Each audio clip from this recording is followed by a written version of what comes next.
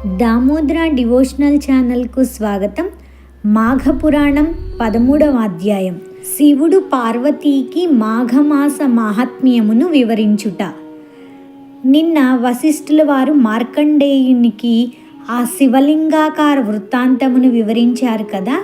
ఇంకా అడుగుతున్నారన్నమాట. ఇంకా తెలుసుకోవాలి అనే కుతూహలం దిలీపునికి ఎక్కువైపోయి అడుగుతున్నారు. ఈ మాఘమాస మాహాత్మ్యమును ఇంకనూ వినాలనే కోరిక ఉదయించుచూ ఉన్నది. కాన సెలవివ్వండి అని ప్రార్థించగా వశిష్ఠుల వారు ఇట్లా చెప్పడం ప్రారంభించారు. పార్వతీదేవికి శివుడు, నారదుడికి బ్రహ్మ ఈ మాఘమాస మాహాత్మ్యం గురించి చెప్పి ఉన్నారు. శివుడు పార్వతీకి చెప్పిన విధంగా వివరించేదను వినుము అని చెప్పి మొదలు పెడుతున్నారన్నమాట.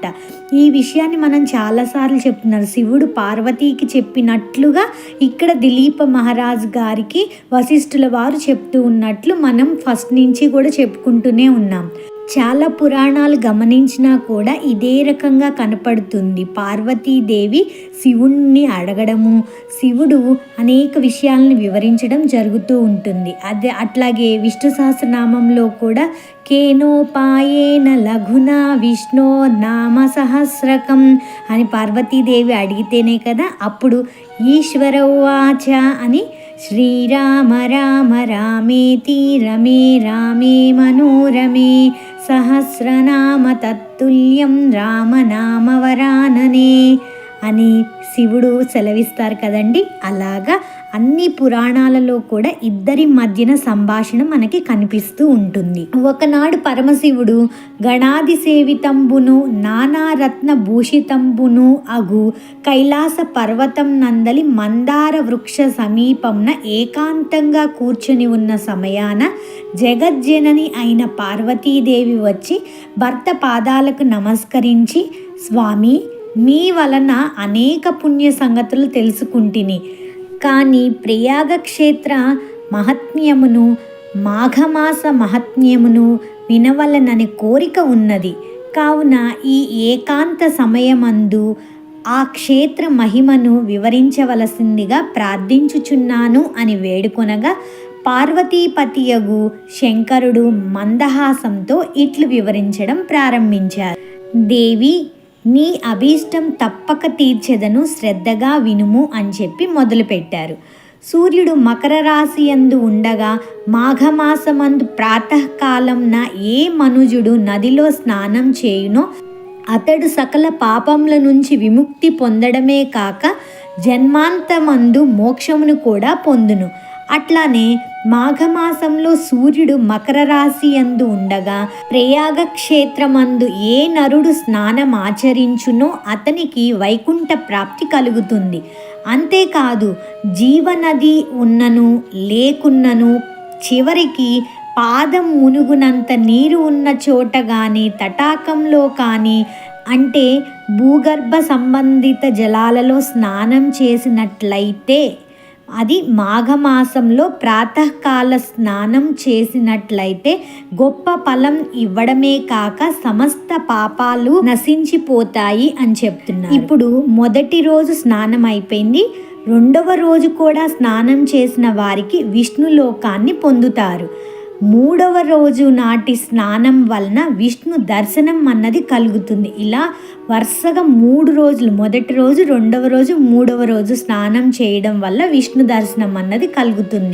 మాఘమాసమందు ప్రయాగ క్షేత్రమందు గల గంగా నదిలో స్నానం ఆచరించిన ఎడల ఆ మనుజునకు మరుజన్మ అనునది ఉండదు అని చెప్తున్నారు. దేవి, మాఘమాస స్నాన ఫలం ఇంత అని చెప్పడానికి అలివి కాదు. మాఘమాసం నందు భాస్కరుడు మకర రాశి యందుండగా ఏది అందుబాటులో ఉన్నా అంటే నది కానీ, చెరువు కానీ, నుయ్యి కానీ, కాలువ కానీ, పాదం మునుగునంత నీరున్న చోట కానీ ప్రాతకాలంన స్నానం ఆచరించి సూర్య భగవానునికి నమస్కరించి తనకు తోచిన దాన ధర్మాలు చేసి శివాలయంన కానీ విష్ణాలయంన కానీ దీపం వెలిగించి భక్తి శ్రద్ధలతో అర్చన చేసిన మానవునకు వచ్చు పుణ్యఫలం అంతా ఇంత కాదు. ఇలా ఇవన్నీ చెప్పడం మన కోసమే అండి. ఇట్లా ఏదైనా నదిలో కానీ చెరువులో కానీ ఈ ప్రాతకాలంలో స్నానం చేయడం వల్ల మనకి ఉండే శరీరానికి ఉండే ఎటువంటి రోగాలైనా సరే పోతాయి, స్కిన్ ప్రాబ్లమ్స్ అన్నీ తగ్గిపోతాయని చెప్పి సైంటిస్టులు కూడా నిరూపించారని చెప్తున్నారు కదా. అలాగే ఎర్లీ మార్నింగ్ అంటే ప్రాతకాలంలో సూర్యుడిని చూడడం వల్ల మనకి మంచిగా డి విటమిన్ వస్తుంది. అలాగే పొద్దున్నే లేవడం అన్నది ఒక పద్ధతిగా అలవాటైపోతుంది. 30 రోజులు చేసాము అంటే 21 రోజులు చేస్తేనే అది తిరిగి మనకు అలవాటైపోతుంది. కాబట్టి 30 రోజులు వరుసగా చేస్తే తర్వాత కూడా అలాగే లేవడం అలవాటు అవుతుంది. మంచి పద్ధతులు నేర్పించడానికి ఇవన్నీ మనకి దోహదపడతాయి. ఇంకా చెప్తున్నారు, ఏ మానవునికైనను తన శరీరంలో శక్తి లేక నడవలేనటువంటి వాడు గోవు పాదం మునుగునంత నీరున్న ఏ సెలయేటి ఎందైనా కడకు బావి ఎందైనా స్నానమాచరించిన శ్రీహరి దర్శనం చేసినచో అతడెట్టి కష్టములు అనుభవించుచున్నను వాని కష్టములు మేఘం వలె విడిపోయి ముక్తుడగును అని చెప్తున్నారు. అంతే కదండి. అసలు అప్పుడంటే పూర్వకాలం కాబట్టి చిన్న గోవు పాదం మునిగేంత నీరున్న సెలయేరు ఉన్నా సరే స్నానం చేయండి అని చెప్తున్నారు. ఇప్పుడు ఎక్కడ చూసినా అంత తక్కువ నీరే కనపడుతుంది. అసలు బావులు ఎక్కడైనా కనపడుతున్నాయా అండి? అన్ని బోర్లు కింద బోర్ వేసేస్తున్నారు, ఆ వాటరే. అందుకనే మనము ఎక్కడికి వెళ్ళలేకపోయినా ఇంట్లో అయినా సరే ఆ బోర్ వాటర్తో స్నానం చేసినా చాలు అని చెప్పి పెద్దలు చెప్తూ ఉన్నారు. ఎవరైనాను తెలిసి కానీ తెలియక కానీ మాఘమాసంలో సూర్యుడు మకర రాశి యందుండగా నదీ స్నానం ఆచరించిన ఎడల అతనికి అశ్వమేధయాగం చేసినంత ఫలం దక్కును. అంతేకాక మాఘమాసమంతటా ప్రాతకాలంన నదిలో స్నానం చేసి శ్రీమన్నారాయణ్ణి పూజించి సాయంకాలంన దీపం వెలిగించి ప్రసాదం సేవించిన ఎడల అతనికి తప్పక విష్ణులోక ప్రాప్తి కలుగుటయే కాక పునర్జన్మ ఎన్నటికీ కలుగదు. అట్లాగే ఒక్క పురుషుడే కాక స్త్రీలు కూడా ఆచరించవచ్చును. మానవుడు నరజన్మమెత్తిన తరువాత మరలా ఘోర పాపాలు చేసి మరణాంతరం రౌరవాది నరక బాధలు అనుభవించడం కంటే తాను బ్రతికి ఉన్నంతకాలం మాఘమాసమందు నదీ స్నానం చేసి దాన ధర్మములు ఆచరించి వైకుంఠ ప్రాప్తి పొందడం అన్నది శ్రేయస్కరం కదా. ఇదే మానవుడు మోక్షం పొందుటకు దగ్గర మార్గం అని చెప్తూ ఇంకా, ఓ పార్వతి ఇంకా వినుము, ఏ మానవుడు మాఘమాసం తృణీకరించునో అట్టివాడు ఎటువంటి బాధలు అనుభవించునో వివరించెదను, సావధానంగా ఆలకింపుము అని ఇలా చెప్పడం ప్రారంభించారు.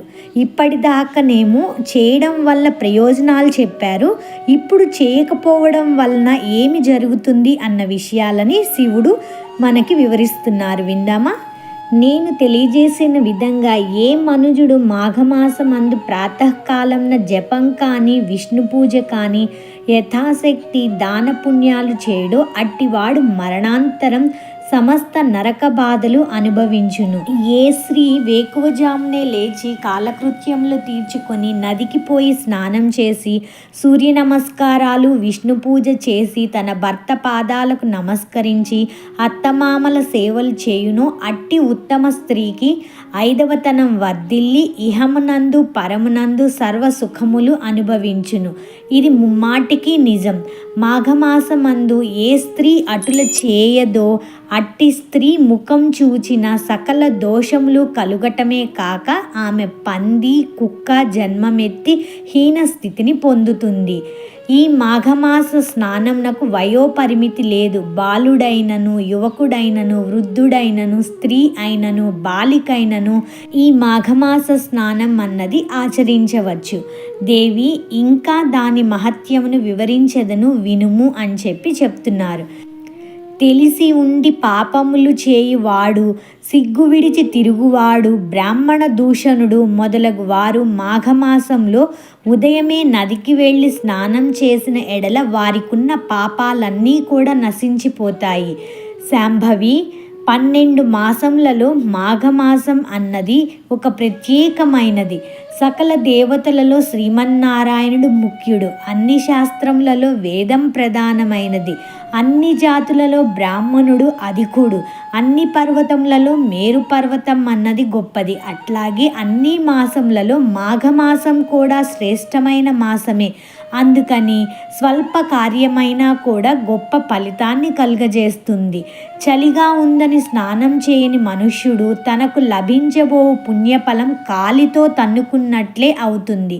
నడవడానికి ఓపిక లేని వారు మాఘమాసంలో కాళ్ళు చేతులు ముఖం కడుక్కొని తలపై నీళ్లు జల్లుకొని సూర్య నమస్కారాలు చేసి మాఘపురాణం చదివినా కానీ వినడం వల్ల కానీ జన్మాంతరమున విష్ణు సాన్నిధ్యమును పొందురు.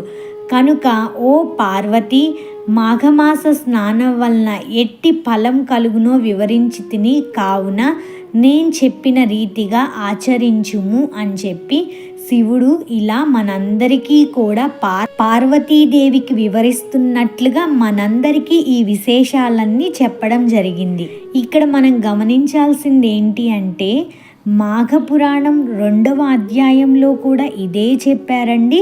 ఇప్పుడు 13వ అధ్యాయంలో కూడా సేమ్ చెప్పడం జరిగింది.